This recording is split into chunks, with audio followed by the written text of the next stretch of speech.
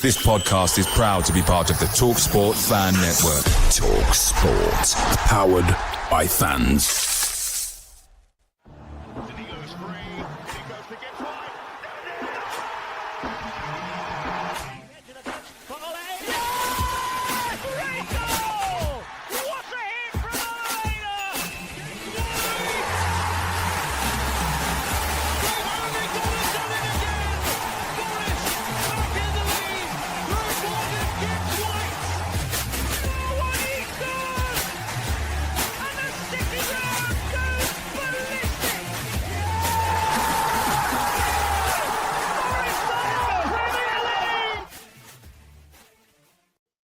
Hello, welcome to this preview edition of Red Side of the Trent as Forest look towards Crystal Palace on Monday night at Selhurst Park, joined by brothers Reese and Mason Corey. Mason, how are we first of all? Yeah, good, thank you, mate. Very good, thanks. Good. Reese, how are we? First of all, he's a liar. My head's still on Mars, mate. My head's still on Mars, but I'm all right, mate. Thank you. Yeah, we're bringing you this from after last night's loss to Brentford, which we will recap first of all. I mean, Mason, it was a dire performance, to put it at the least, I guess. I don't know. What was your thoughts and feelings? I know me and you and Reese, to be fair, will share quite a similar opinion on it, I think. Wow. I don't know, honestly, mate. I don't know where to begin. I'll put it out there. It's probably the angriest I've ever been after a Forest match. I think I've had to check myself today and actually check I'm all right mentally to go to work, to be honest. I just think it was so poor, and what a time to play that poorly. Obviously, Everton was bad, but I thought this was worse. I'm not going to lie. I think it was worse. We had a full-strength team out. You could argue Yates for Dominguez, but when you need your players to perform and step up, your big guns, your Gibbs Whites, your Murillos, your Milenkovic's, your Woods, your Hudson-Odois, they just didn't. They were all terrible, to be honest with you. I'm not gonna sit here and say they were great. They tried their best. I don't care. That's expected, mate. It's expected. They were poor, really, really poor, and there's no glossing over it. We've just got to bounce back now. That's it. Be all and end all of it. Yeah, Reece, same to you. What was your thoughts on that? Well, yeah, where to start? I mean, the two goals are absolute travesty. Even at the level I've played at, which is not high at all. It's just, I would love to force a team to play a long straight pass. That is what you work for. I mean, how many times do you see a team go to play a long straight pass and then they recycle it out wide, so the cross is from an angle, so it's easier to. It's just atrocious. It was absolutely atrocious. I mean, to a man, it was awful. It was absolute, and I don't really heavily criticize like this. It was terrible, and it's concerning. I mean, we label it big games, and the two big games back to back, we've looked frightened, rabbits in headlights. We looked nervy, out of gas. That's the biggest concern. We looked unfit. We looked a yard off it, and was playing the occasion again, not the game. And I think it's really, really stung us. And like Mason said, at a time where you need them to step up, where they have done this season, which is the most frustrating thing. Because if it was down there and you needed a result, and you lose, it is what it is. But we've seen what they're capable of now. So that is the level that I'll hold them accountable to, regardless of what you thought at the start of the season.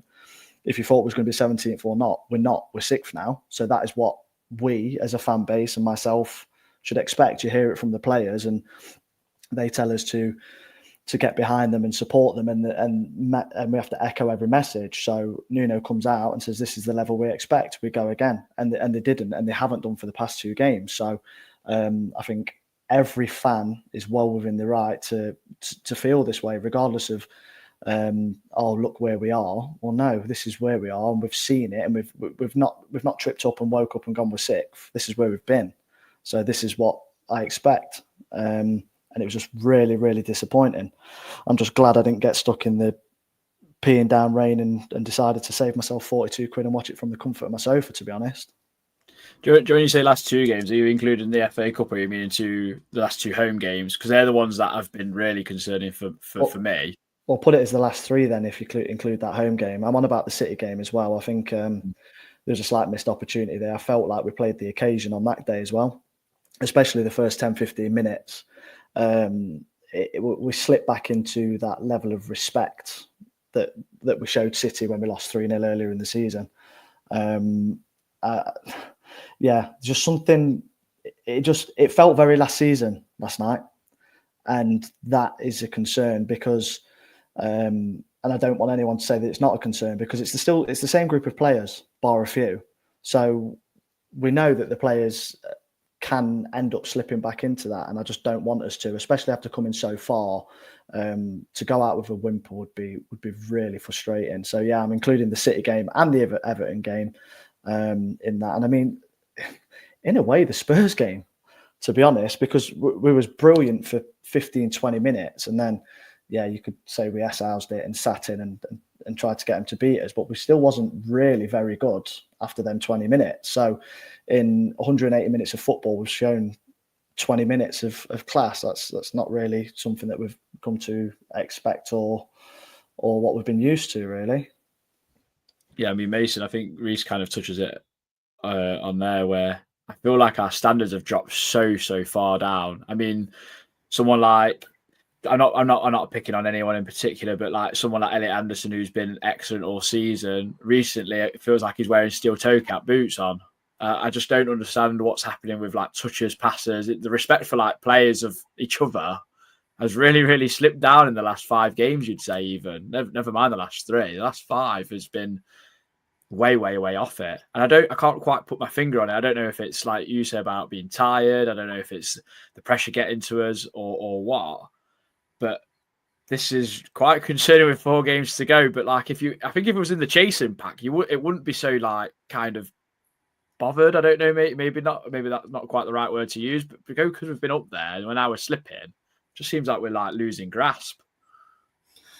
Yeah, I think you hit the nail on the head, really. But like, you picked out Anderson. For me, I'm picking out the bigger players. Gibbs White, for me, he's been don't care, shoot me, and never invite me on the pod again. I think he's been nothing short of a disgrace past few games. Just putting it out there.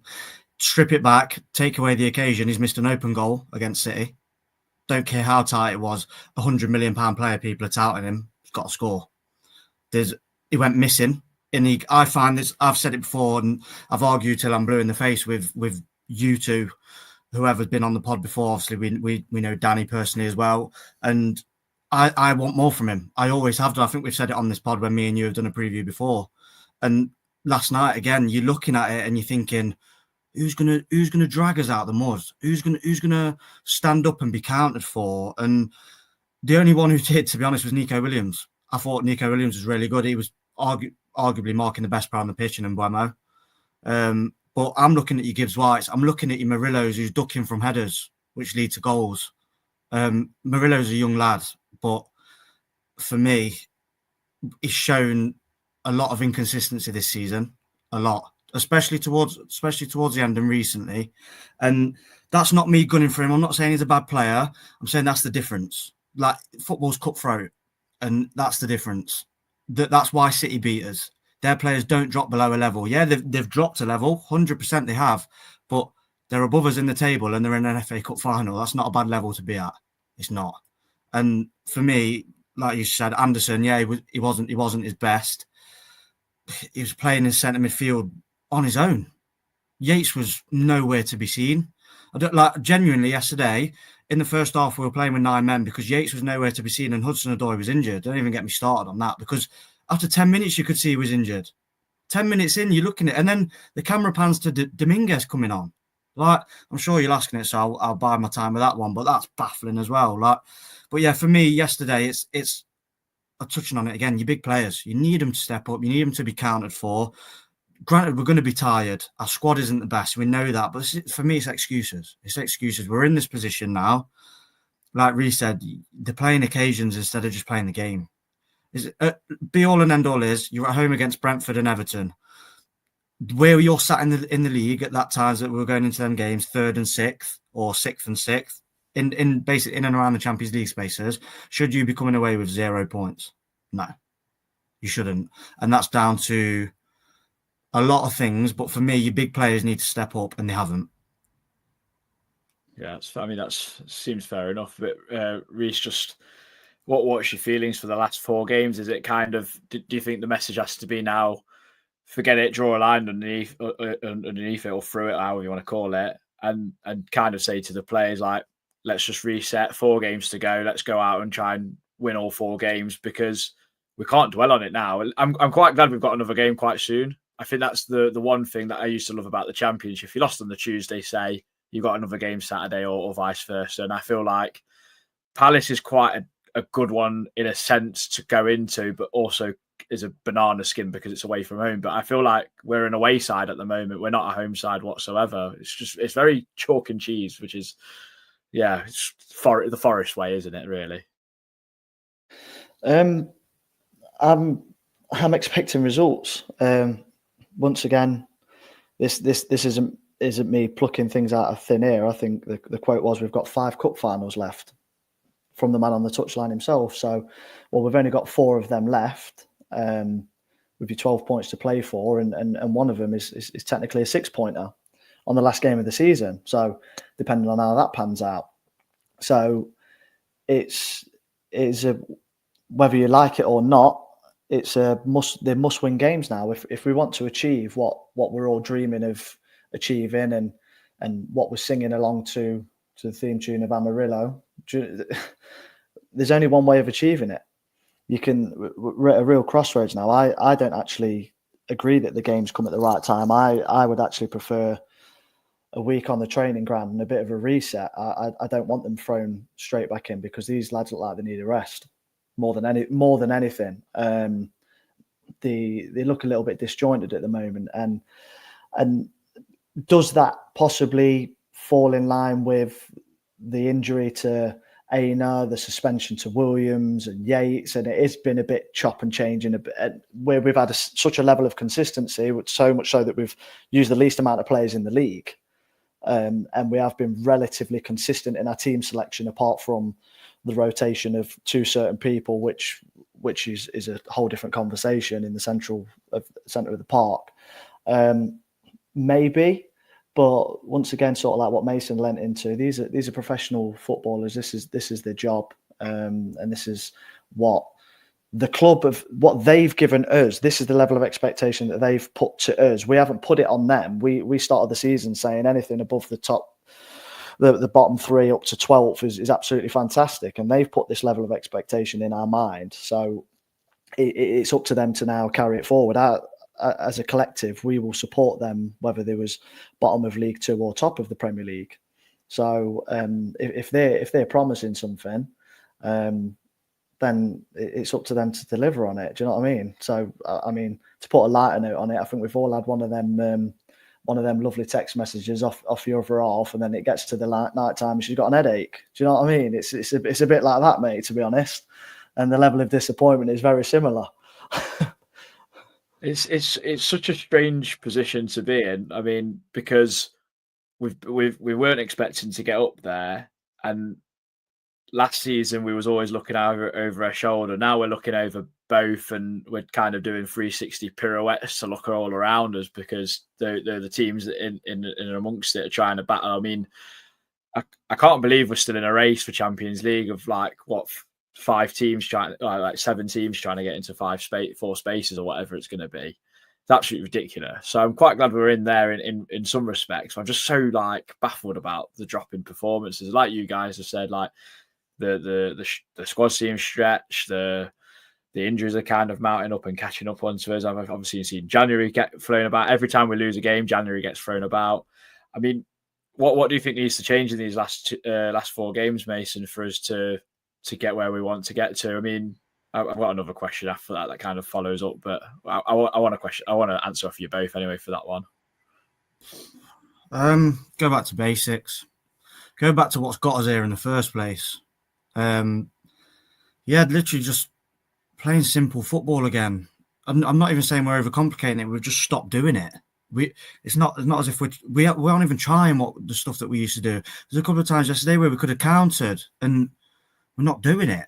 And just go back to basics, and get a solid performance in. I felt like Spurs was that, and I thought we was going to kick on after Spurs. Obviously, there's the FA Cup. It's kind of been a bit of a hindrance, if anything, the FA Cup has. Obviously, it was great to get to the semi-final, but that's all we've got to. We haven't achieved anything. Just if that game was at Man City away, we wouldn't even be thinking it was this big occasion. It's just quite ridiculous at the semi-finals at Wembley. But yeah, it's back to basics, mate. And I'm going to contradict myself massively here because I have changed the team slightly for my team for Palace, but I think we need to just get back to sticking with the same 12 players again. So obviously it's good that Iron's back, it's good that Wood's back. Obviously I know Hudson-Odoi is injured, but that's a simple change. Just get back to basics, get back to doing what's got us in this position, because you don't turn into a bad team overnight. We're not a bad team. I know we're not necessarily calling players out, but we're saying they've been below par because they have been, and we're well within our rights to do that because they proved that they can do it over long periods of time. So we just need to get back to that again somehow. Basic football, counter-attacking, defending for our lives, cut out mistakes, and just playing with freedom again. We look like we've got shackles on us. We should be the ones playing unbelievable counter-attacking football back to like what we've been doing all season. There should be no pressure. This is a completely different. This is a good pressure to have. It's not bad pressure. It's not looking over your shoulder at Luton Town, who are fighting to stay in the Championship.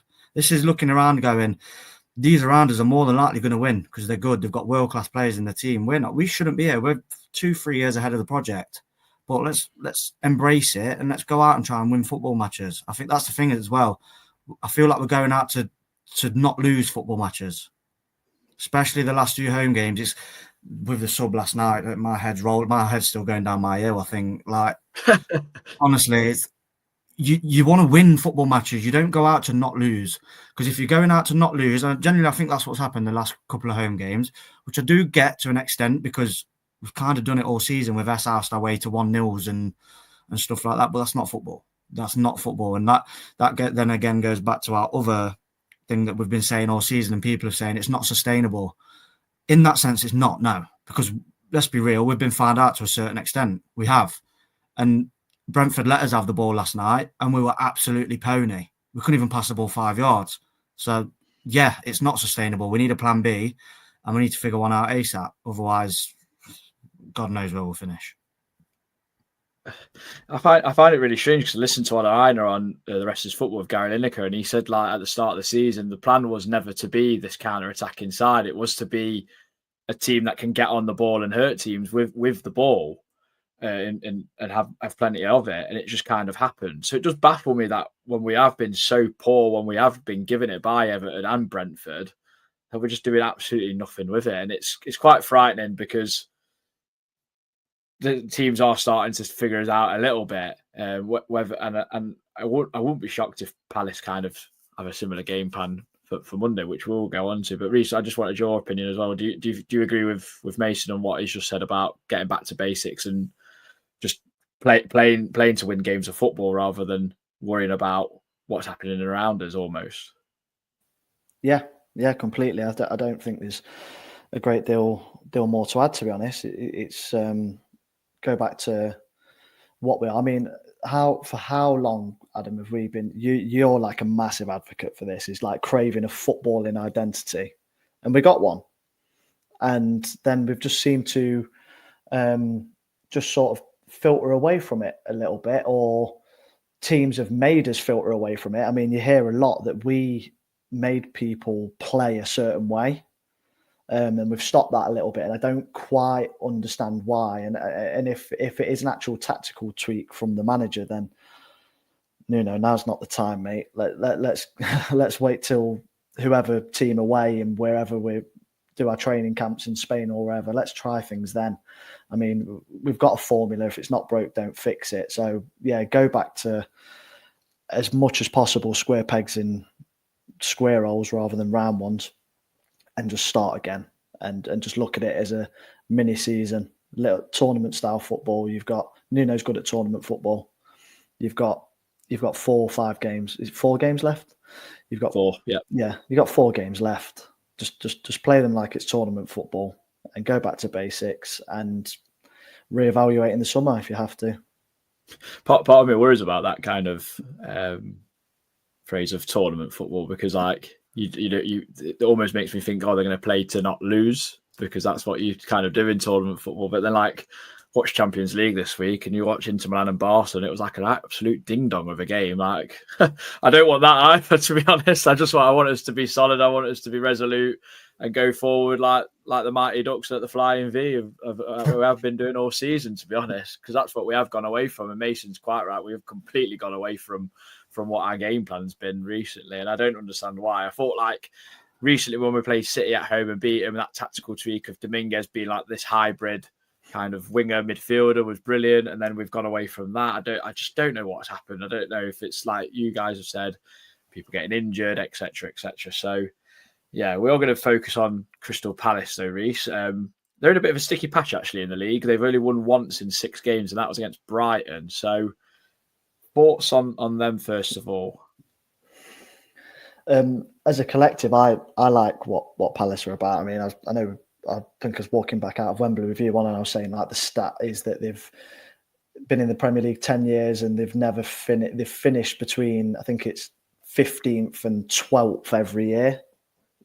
So they are what they are basically. I've just realised I've frozen on the screen. I'm just looking at myself like off cooked here, mate. Sorry about that. Yeah, I know, that's all right. It's all right. I just seen him smiling in the corner. Thought, what's he smiling at? Yeah, so I just think that they're a great outfit. They're dynamic. They're what we wanted to be, aren't they? Let's be honest. And if Palace turn up the way they turned up at Wembley, then we're in for a troubling afternoon, mate. Troubling evening, should I say. But let's see. I mean, 1 win in 6 is something to lean into, but they're there to be got at. So let's see. Yeah, definitely. I mean, Mason, you quite like. I think you've got a bit of a connection to Palace in some cases. I know you've watched them a lot, and they've got some fantastic footballers, as we all know. But they are a team that can be got at, like Reece just mentioned. They can be a team that can capitulate like we saw them at Man City. They were absolutely flying, had a third goal nearly go in if it weren't for VAR, and then one mistake and a bit of magic from Kevin De Bruyne at the Etihad, and they ended up losing 5-2, went on last 5-0 at Newcastle, and they've really struggled recently, but their cup run has been the biggest highlight of their season so far. Yeah, I hope they're in Premier League mode, to be honest, and not cup mode, because that performance against Villa was frightening. I can remember putting it in our group chat, obviously, because I was watching the day before ours, and I said they're frightening. When Palace play like that, they're some force, but they're a bit like us in the sense as if they're missing one player, it's completely different. Obviously, I watched them against City. They were missing Gahey. They went 2-0 up. They showed the Palace that's good Palace. And then they absolutely capitulated. They did worse than we did away at Newcastle, to be honest. It was horrendous. But yeah, like you say, I hope we get this recent league Palace. It could be tough. It isn't always going to be tough. It's a Premier League game of football. But I know I've been very negative on this point. It was hard not to be after last night, to be honest. But I'm still a glass half full kind of person when it comes to Forest. I'll never ever predict us to lose a game of football. I don't care what position we're in. I still think they're there to be got out. They're there to be exploited. And if we're clever with our tactics, which Nuno 9 times out of 10, I do think he got it wrong last night with his subs and everything. But if he does get it right, which he has done more often than not, then yeah, 100%, mate. They're there to be got at. And if results go our way this weekend, the point's not even going to be bad. It's not going to be, because if Chelsea lose and we get a point, we're back 5th and everything's rosy again. So for me, yeah, I think it's see how this weekend goes and let's approach our game properly, to be honest, mate. And I think let's see what happens. Yeah, it's going to be an interesting one, because I feel like that FA Cup game plays a part in it. I know they've got us and then Tottenham before that, which I find very strange. I find that's so unfair in a sense, because they've got to play. they've got to play 2 league games and they play an FA Cup game and then you play your last game of the season. I find that very, very baffling. It should be like an end of the season treat almost for your supporters and your football club. Do you think that kind of plays a big part in terms of their thinking, or do you think that's absolute nonsensical because they're professional footballers? At the end of the day, they're going to go for every game they possibly can. I know Oliver Glasner's expressed about they want performances before that FA Cup game as well. For me, it's difficult because you'd like to think not, like you say, because they're professionals, but it's subconscious. It's subconscious. There'll be players out there that there might be a sprint in the last 10 minutes that usually they put 100% and then they're doing 80 because they don't want to pull a hammy. Or just for example, we've witnessed it ourselves. We went 2-0 up away at Tottenham and we literally put our feet up. We put our feet up, and I don't care what anyone says. Yeah, we've done it before, but against Wolves threw everything at us, but we still had a bite. We still had a few counters. We still had a few shots and chances. Whereas against Spurs, we didn't. But I purely think that's based on we knew what was coming ahead. And I'm hoping and everything crossed that Palace are similar. And they're not going to get Europe. I think they're too far off it now. I think they're not 100% sure on that, but I think they are, especially after Brentford last night. So they're 6 points behind 8th. Yeah, it's too much to go. It's a stretch, isn't it? Yeah, it's a stretch. So that's what I mean.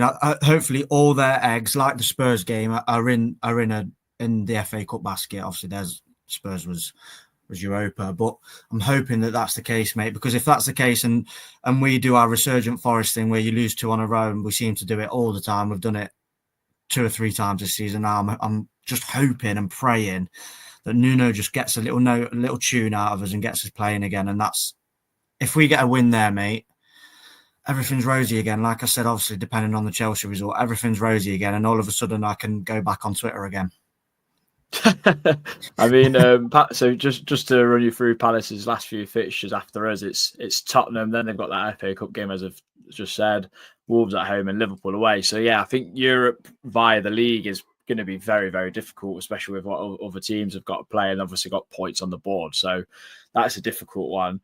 I think with this fixture as well, Reece, it's like they've got certain players that they can't really risk getting injured. Mateta, Sarr, Eze, Wharton, Minoz, or Muniz, however you say it, and Gurhi especially. They've just, I don't know if they will go full throttle on Monday night, but as I've said to Mason, that could be nonsensical. He said it obviously subconsciously. I'm very intrigued for this game, especially with them being at home. But I do think it could play into our hands in terms of there's not as much pressure of that City ground pressure. I don't know if I'm talking absolute rubbish, to be honest, but I'm saying it anyway. I don't know. I think they would want to build momentum, to be honest. So every time a player goes on the pitch, there's always a risk of injury and unfortunate refereeing decisions for suspensions and stuff. We didn't even touch on the refereeing decisions, by the way, last night. I don't really. I don't know if it was boot on the other foot and we was in the FA Cup final and they weren't, and we fielded a weaker team. Granted, our position's a bit different. I'd be a bit frustrated, to be honest. I think it would be about creating a level of unity that when they go into that FA Cup final, that they pretty much know the starting team. They know who's going to play, and they've got an element of consistency. If they chop and change it before an FA Cup final, I don't think that's the right way to go. And I think Glasner's actually come out and said that he wants a couple of big results, hasn't he, before going into that final, which is effectively a free hit in a one-off game. So I don't know. You don't know. I mean, I don't know how much they've chopped and changed the team over the season. From what I can gather and what I see, trying to work out my FPL, it seems relatively consistent, doesn't it, their team? So let's see on Monday, I suppose. Yeah, I mean, they've the last 7 games they've won twice, and they've drawn 3, lost 2. They've got hammered in both them games as well. So I can that's Palace though, isn't it? That's them. They can quite easily win 3 or 4 on the bounce and then lose 6 in a row and start getting the banners out to protest again. That's it. So yeah, no, a good game to look forward to. I think it lends itself to be whatever really in terms of if we're going to turn up and actually go for it. And I feel like Palace have also got that thing on their minds of we've got an FA Cup final. It might be the only chance they get of one, a trophy, which would be like their first major trophy in their club's history. I believe, anyway, quote me if I'm wrong. And two, get into European football, which is something where everyone has always questioned the Crystal Palace. Like, they've been in the league for so long. Like, what are you trying to do in the season? Because they always seem to come mid-table. I think they've come like between 12th and 16th the most. So it's absolutely ridiculous. But we'll get into some lineups. I'm going to go with this one first, which is Reese's. So just for the audio listeners, it's a massive change up. It's a 3-4-3. And I think there's going to be a big topic of debate in this one. So it's Matt Sells in goal, a back three of Nikola Milenkovic, Murillo and Morato, Ola Aina, Dominguez, Anderson, Williams, and up front Alanga, Wood and Sosa. So Reece, big one that you've left out obviously is Morgan Gibbs-White. You said to me previously on WhatsApp when you sent me this, it's a topic of debate and good for the pod. Yeah, it is. And it's not just come out of just trying to be different. I think I personally feel all the foundations of my argument are justified. I think Christian said on the pod after Wembley that after 25 minutes they took Danilo off. Well, I'm in the same camp last night with Morgan. So I don't think one player should be exempt just because he's seen as talismanic. I think we've touched on this probably. It was some point this year, wasn't it, where we was talking about talisman and things like that. I don't think he's exempt from it, and I don't think he's been good enough. And he come out and apologised after the Wembley performance, which he didn't really need to do. And I felt like he was trying too hard, and he looked gassed out yesterday. He was trying too hard, and I just think that he needs a game out. I really do. And the second point to my argument would be that I personally feel that Alanga at present is more influential and important than Morgan. And whether it was managing minutes or not, I would argue not now, the fact that he played 90 yesterday. I would actually argue that they've done it, that Nuno's done it to Alanga. So Morgan can't be exempt from this. Yes, I understand he's the poster boy. And yes, he can win your games. But there's still players on that pitch that can do the same thing.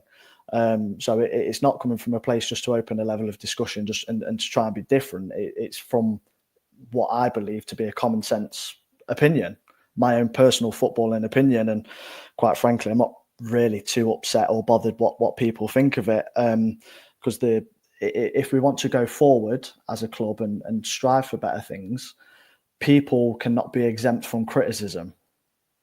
That's across the board, that's unified, and that is such a struggle within our fan base, which is the obvious one, which we don't even have to talk about, and that's how obvious it is. That I'm just saying the obvious one, and everyone knows the debate. So no one should be automatically granted a starting place in a lineup for me. I don't think he's been good enough, so therefore that's my decision. Obviously, probably a lot of people are jumping for joy saying, thank God he's nowhere near the dugout. But I also think the 3-4-3 matches them up. They play that system. And yes, people should say you shouldn't be worried about matching Crystal Palace up. Well, unfortunately, we are where we are, and we need to be man for man at present because the past couple of games there's been that many overloads. It's a joke. So my common sense approach would be to match them without shoehorning players in, like I alluded to earlier. Square pegs and square holes. So that's why the team is what I've chosen. And putting Sosa in up front on one of the wings. Obviously, Callum was playing with half a hamstring held together by KT tape, so he's probably not going to be anywhere near it.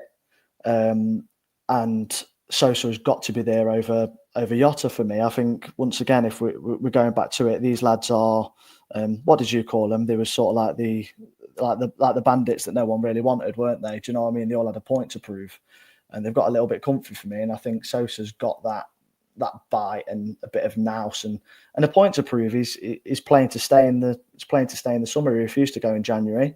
And if Nuno is tweaking it as much as he is, then why not with Sosa if he's willing to take our best central midfielder out? every other game, then why not give Sosa an opportunity? Yeah, I mean, I thought he should have come on for Hudson-Odoi yesterday, personally. I thought it was a straight, easy swap. I mean, even if Elanga wanted to play on the left, you could put Sosa on the right. I think he'd have been just as fine. It baffled me, that substitution. I mean, I'm a massive lover of Nico Dominguez, but if you're going to bring him on in central midfield, then that's where you want to make a change, because that's where he's best. So, yeah, strange one for me. I mean, Mason, have you got anything to add to this? I know you was nodding your head in agreement to some things there. I agree with Reese's point, to be fair. Like, no one should be undroppable. And like I said to you earlier, I think Gibbs White's been missing for God knows how long. He's always going to have moments of quality because he's a good player. But I think we've got a real issue as fans of overrating massively our players. And I think Gibbs White is one. I've touched on it loads and loads and loads. And I'm not going to bore anyone to death. I'm not saying I hate him. I'm not saying he's a terrible footballer. I'm not. I just think we overrate him massively. And there's a reason he wasn't originally in the England squad. It's because players produce more than Gibbs White. It's as simple as that. And there's number 10s in this league who drag their teams through games, and he's not one of them. He's not. He's simply not. And if he does, don't get me wrong, he does do it, and that's why he is a good player. But he just doesn't do it enough. But I've put him in my team just purely because we need him. And we need him to start stepping up. But I can see why Reece has gone with that. Like the Nuno thing the other day, last night, with the sub with Dominguez was so wrong. And I'm not saying I know more than Nuno, but you could visibly see that we needed another winger on the pitch. Like we were playing with 9 men in that first half because of a centre mid who was non-existent, and because of Hudson-Odoi, he was carrying an injury. It was so obvious. He held his hamstring every time he passed the ball. And it was clearly obvious as well that their right back was struggling against him. He was. So the fact that we brought on Dominguez at half time was baffling to me. Like you said, it had to be Sosa, even Jota, just someone who's going to be a bit more direct than Dominguez. I think as well, Sky, obviously you didn't see it, Adam, because he was there, but Sky actually put the percentage areas that Forest played in for the first half. I think it was something silly like 47, 48% down the right-hand side. So it clearly showed that it was unbalanced and favouring one side. So yeah, that decision was a bit bizarre, or we was off protecting Callum from unless he really needed the ball. And it does lean into the thing with in January and stuff like that we do need another winger. But it also shows where we are a little bit. We're a little bit desperate at the moment. If you're asking lads to strap himself up to high heaven, probably had a couple of injections, taken a couple of painkillers just to try and get us over the line. But just a bit more natural balance, I think, with Sosa on one of the wings, especially over Jota, because if you get a coin and whatever side it lands on could be whatever Jota Silva turns up. I mean, he's our new right back, isn't he? Yeah, I mean, if that's Nuno, if Nuno knows that Callum's got an injury or Callum's playing with an injury, I think that's incredibly selfish. And I think you're killing the team more than anything, and you're thinking about yourself rather than the team. And I feel like you can't afford to do that at the moment. We've built ourselves on this identity of being mentality monsters almost, and being for the team rather than a team of individuals. I know like people like Chris Wood has scored 19 goals for us, so you can go, oh well, he's the obvious like main man or whatever, but he scores all them goals because of the team, not because he's an individual player. So I'd find that like absolutely baffling if that's the case. And like, why would Nuno not just play Jota or Sosa, because he's played Jota plenty of times when we've needed him. So I find that really strange. And like, I remember Mason, I remember Hudson-Odoi running with that coyote at first, and I'm going, he don't look like he's running properly. You could just tell from then. I even knew, like you guys said, you could just tell. And strange, very, very strange. But we'll move on to Mason's lineup as well and talk about that. So Mason did put Gibbs White in his team. He's gone with a slightly different formation of 3-4-2-1. Sells in goal, Milenkovic, Murillo, Morato, Aina, Dominguez, Anderson, Williams across midfield, Elanga, Gibbs White supporting Chris Wood. This is probably your strongest lineup, you'd say, wouldn't you, Mason? I think with what you've got available. Yeah, 100%. I think obviously with Hudson-Odoi dropping out, he doesn't trust Sosa or Jota. Let's be real. He doesn't trust anyone on the bench apart from the swap with Yates and Dominguez. There's a reason why he doesn't want to use them, and when he does use them, he flings his arms up every time one of them gets the ball. I literally seen it last night firsthand with Taiwo. Like this, it's got to be Morata who comes in for Hudson-Odoi for me. It has to be. Semi-matching them up, but I don't think we need to worry about them. I think it gives us that license, a bit like how we played away at Brentford and at home against Brighton. It gives Milenkovic or Morata or whoever in the three, I'm not fussed who it is, the side centre-backs, if you like, gives them a license to follow their number 10s, because that'll be Sarr on one side and Eze on the other, more than likely. It gives them a bit of a license to go in with them when the balls are getting threaded through the lines. It gives them a bit more of a license to get tight, force them backwards instead of letting them turn and run at us, because if they do, we're in a world of trouble, just purely because of how good they are as players. But yeah, I think Dominguez needs to come back in because of that Yates stinker last night again. So for me, I think it picks itself, to be honest. I'll be very, very shocked if that isn't the team. I'll be very shocked. Yeah, I mean, I think I probably lean towards this rather than Reese's. I do like the idea of Reese's, and I agree on many of them points, but I feel like he's never going to drop Gibbs White, even if he is having a stinker at the moment, because we just haven't got the squad, and it's just gone to show. Hasn't it? He won't, but that's exactly why you ask us, isn't it? And not of course it is. 11. It's more fun. Yeah, it is. Yeah, and would I be opposed to that team? Absolutely not. Do I agree it's our best team? Yeah, it's just based on opinion, but I'd be more than comfortable with that team. Yeah. What do you think the game plan is going to be on Monday night, Reese? Well, get Eze off that ball. The home fixture, he found too much space for me. They're straight through the middle in them little pockets. I mean, one thing beyond the sort of normal head it and kick it that I do like about Milenkovic is you will find him quite deep in the other half, just following someone out. And Morata is also very good at it, at following a player out, and they will keep following them out and just trust that their wing backs will tuck in and help defend behind them. So stopping him playing and everything else around that. I mean, if they start putting straight balls in down Mateta's throat and we defend like we did last night, we're going to be in a lot of trouble. But just got to be more defensively sound and don't really... If everyone sticks to the jobs, I don't think we really have to worry about so much how we nullify them, because especially if we go man for man in like a formation like mine or Mason's, it should look after itself. But stopping Eze getting in them pockets is, and on that half turn, because I feel that's where we're really vulnerable. Nico is a very, very good one-on-one defender, and his recovery is brilliant, and as is Ainers. But I do feel like sometimes we tend to be quite vulnerable from that pass from a centre half into a 10 and on the turn and playing in between our fullback and centre half. Teams can exploit that. I mean, the example is, if you ask a Forest fan how many times in the past couple of weeks have we seen a ball fizzed across our box and there's just fortunately no one on the end of it, it's quite a lot. And that's because of them situations where players get on the half turn and we sort of back off a little bit because we're in this defensive shape. And these players are unbelievable. So they're going to be able to pick a pass, and they pick that incisive pass, and it unlocks us. And the worst place to be is running towards your own goal. So I think if we stop that, we stop them. Keep them wide.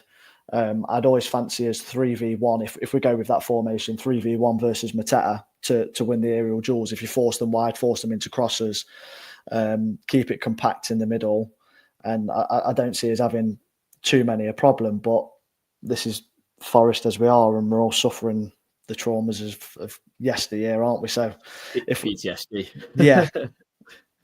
I mean, I saw a stat actually that most of Palace's goals come through the middle of the park. So you're pretty much bang on of like, let's force them out wide and get them there. I mean, Ismaila Sarr's having a great season. I know, Mason, you're a massive fan. Do you think of anything different apart from stopping Eze there? Wharton, stop it from source. I was going to say stop it from source, because like Reese is bang on, because we watched the game together, didn't we, Reese, at home, and we said a couple of times Eze whipped one nearly top bins from 25 yards, and we said, how many times is he going to get the ball there? And then he did it again a minute later, and then he did it again a minute later, and we said we need to put a stop to this, because he's going to kill us one time, and he nearly did a couple of times. But if you can get Dominguez and Anderson buzzing around Wharton and stop it from source, don't get me wrong, they've got other players that can do it, but I think he's the main one. He's the main one, and he's an unbelievable footballer. Let's put it right. He is a really, really good footballer. If you can stop it from source, stop him flicking balls around the corner and basically going straight through our heart, then we could be okay. I think on the flip side, though, mate, I think we have to be more decisive on the ball. There was a couple of times I've seen us do it recently. The Anderson one into Gibbs White that resulted in the corner that Anderson scored away at Spurs. Anderson turns, he doesn't even think, and he whips a ball straight through the middle of a team into Gibbs White. That's where you're going to get the best out of Gibbs White. Not when he's pulling wide and trying fancy flicks. Get him in the heart, in between the lines, and get him fizzing balls through. We need to be so much more decisive on the ball, because when we're decisive on the ball, it usually results in a goal or a shot on goal. And that's why our XG is so high, because we're outperforming it because we're so decisive. But we've just stopped doing it. Like we've touched on recently, we've stopped doing it. There was times yesterday. There was Yates. There was Anderson, who was not like him at all. There was even Elanga. Elanga's got the fullback on a booking. And he's absolutely rocking. He should have been sent, and he's had a chance to run at him twice, and he's turned around and passed the ball sideways. And we just need to get that little bite back in us. That bit of nastiness. It's not necessarily nasty as in going to tackle someone. Nasty as in just punish people. Let's get back to being punishers, because that's what we have been all season. We've been absolutely ridiculous at punishing people. We need to get back to that. I think in our first season when we came up, we said it. If we lose the ball, we concede, because we got punished. We became that team this year, but we've just lost that touch a little bit recently. If we can get that back, mate, I said it earlier, I don't want to come on here and be negative. I had no choice after last night, because like I said, my head was rolling down the hill, but we need to get back to that. And if we do, I'm more than backers. There's 4 games left. I do more than backers. So we just need to be decisive on it. Stop Wharton and stop Eze, and let the rest do the talking. We're a good team. You don't turn bad overnight. You don't. Pressure's pressure, but you don't turn into a bad team overnight. Yeah, I mean, I completely agree with the Wharton point. I mean, for me, I think if I was Nuno, I might even say to Nicolas Dominguez, wherever he goes, you go.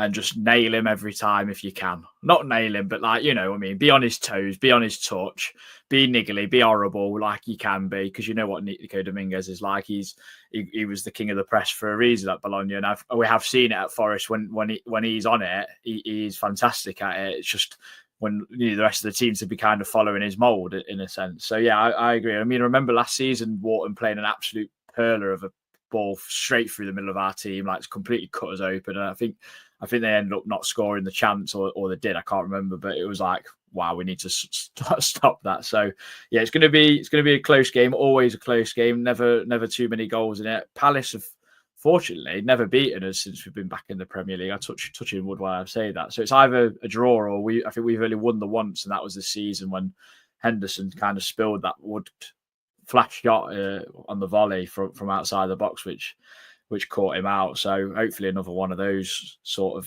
of goals, and we win the game 1-0 if I'll take it, because we need anything that we can get. What's your score prediction for Monday night, Reese? 1-0. Exactly that. I think we'll be cagey still, just by the very nature of what we need to do. And unless this past couple of games or 3 were a complete and utter uncharacteristic blip, I don't see us being too different. So I think a 1-0, and I'll take it. However, I really will. Like I say, it's like Mason's just said. I don't want to be on here and be negative, but this is where we are based on the interviews and the way the club have built it up. So this is where we are. So let's get the job done. Like, I didn't have these expectations. The club gave them me. So let's get it done. And like I say, whether it's off whether it's finally a Murillo screamer that seems like it's never going to come, or big Serbian forehead, or Taiwo's inside of his left calf where he's tried to control it from 20 yards. I'm not really bothered, to be honest. Whoever it is, just get that job done, and just we can all breathe a little bit easier, because it looks like we will be going some form of terrible Ryanair flight with a connecting one to God knows where. You take it though, in some sense. I think Absolutely, it's just, of course you would, yeah. But it's just need to get the job done. Definitely. Mason, score prediction for Monday? I don't know, mate. I was just thinking then when Reece was talking, I don't even know how I was giving an answer. I want to say 1-1, but I'm going to go 2-0 Forest. I'm going to go 2-0. I think we're going to get back to our scoring in good times of games instead of conceding in bad times of games. That's another thing I think's killed us the last couple of games. We've conceded in really poor moments of games. Like, what was that last night? 44. The City game was 2 minutes in. Like, it just bursts your bubble, and it's hard. And no matter how poor we were individually last night, it's hard to get back up from the canvas when you concede goals like that at that time of games. And it's mentally draining and tough. So I will give them a bit of respite than caning them for that. But yeah, I'm going to go 2-0, and I think it's going to be a game of set pieces, mate. To be honest, I think Big Milenkovic is going to pop up at the back post with a couple of headers. Yeah, well, I'd be surprised if it's a set piece. From looking at it, they don't concede too many from them, and they don't score from that many of them, Palace. So that would be quite a surprise. I've also gone 1-0. I just think it might be caging. It might be by a hook or crook kind of scenario where, I don't know, we just bundle it in or whatever, or a moment of brilliance, and then defend like we have done, like we did at Tottenham, basically, where we actually look quite sound apart from getting about 50 crosses against us. So yeah, we'll go for that. But if you've enjoyed it, drop us a like. It's all free. Subscribe for more. We'll see you in the next one when we I think we're going to do an opposition view, or it'll be the review of the Palace game, whichever comes, if we can get that to you. And we'll see you next time. Come on, you ready?